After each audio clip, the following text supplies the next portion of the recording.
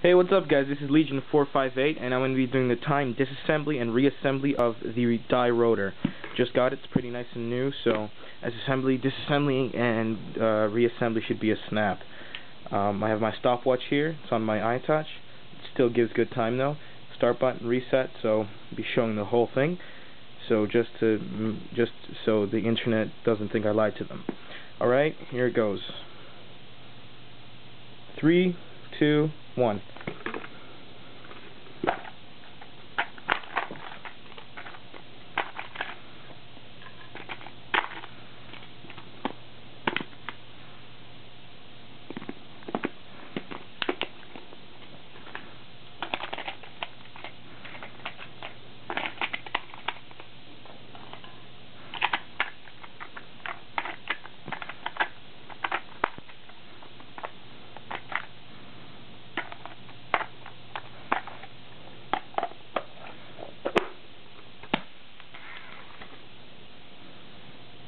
So about 35 seconds. I know it says 37.5, but I finished it and tested it at about 35. So half a minute and 5 seconds. That's a great time to disassemble and reassemble a hopper.